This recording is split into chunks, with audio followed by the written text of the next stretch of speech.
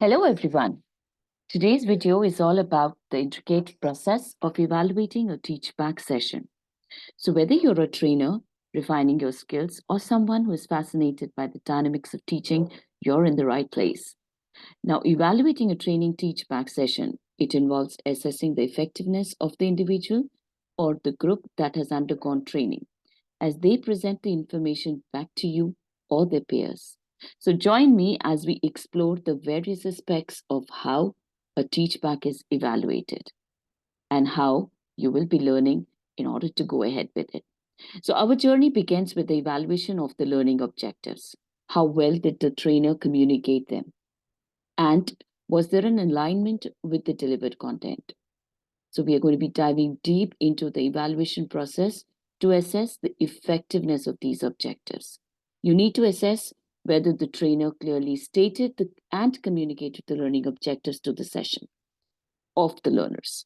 Rate the alignment between the stated learning objectives and the content and the activities that they delivered with it. Remember, the learning objectives need to be very effective. The second one is the session description. You need a clear and accurate session description because it sets the tone for a successful training. We will be evaluating on how well the description aligns with the content covered, and it provides the learners with a clear understanding of what to expect. So rate the flow of the session on how well the session was structured, on how well it was maintained, and how well a smooth flow happened. So assess the accuracy and clarity of the session description which has been provided by the trainer. Consider whether the description aligns with the content covered and provided the learners with a clear understanding of what they can expect in this training. Now let's talk about BSM. The BSM stands for Body Language, Voice, and Speaking Skills. As a trainer, how well did the trainer convey the information through the nonverbal clues? The clarity of speech, the overall engagement. We will be evaluating on factors like confidence, articulation, the voice tone, the voice pitch, and the use of the hand gestures. Not only that, even the facial expressions. So observe the trainer's body language, the voice projection, the speaking skills. Assess their non-verbal communication, the clarity of speech they followed, the overall ability to engage with the participants, the overall expression, the flow, the voice tone, and the speech that was covered. Now, the most important aspect is respect. So moving on to this essential aspect, which is the trainer respecting the learner.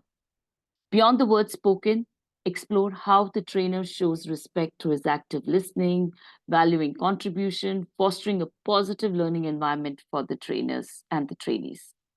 Assess the trainer's behavior, the level of respect that he shows towards the learners. At the same time, there has to be a dynamic between the learner and the trainer.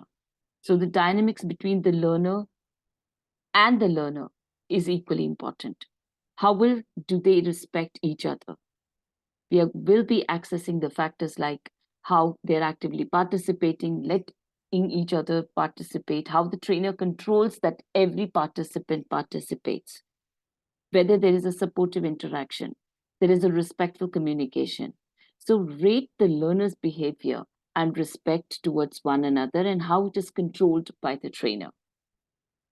Along with this, the trainer also needs to be respected by the learner. So how do the learners engage with him? How do the learners engage with the trainer? How do they respect the trainer during a session? We will be evaluating on focus points and factors like attentiveness, the receptiveness to the instructions that are given, adherence to the classroom norms. Assess the level of respect and engagement of learners towards the trainers. All these three factors are equally important. Next on the evaluation checklist is the flow of the session. How organized is the content? How relevant are the examples? How did the session progress smoothly? So dissect the logical progression, the transition, the participant engagement. Along with this, the reliability, and the relevancy of the content. So stick around the valuable insights into maintaining a seamless flow. So rate the flow of the session on how well the session was structured, maintained, and how a smooth flow happened in this. So evaluate the organization and coherence of the session. Consider the logical progression of the content, the transition between the topics, the engagement of the participant, and that is how a smooth flow happens. Not just delivering the session, but also checking for understanding is a vital factor and a vital skill for a trainer. So we need to assess how effectively the trainers have been able to gauge the learner's comprehension using the techniques like questions, quizzes, activities. So rate the trainer's ability to check for understanding and evaluate the trainer's effectiveness, how he has been able to check if the learners have understood or not throughout the session. Assess whether the trainer used appropriate techniques. Did he ask questions? Did he ask quiz or activities in order to gauge the learner's comprehension, which is also known as CFU. Time management is one of the most and the key insight to understand how well does the trainer keep a track of the session, keep a track of the time, considering whether the session starts or whether it ends on time, and if each session is appropriately allocated.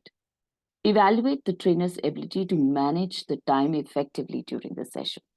So consider whether the session started on time, every session got its relevant time.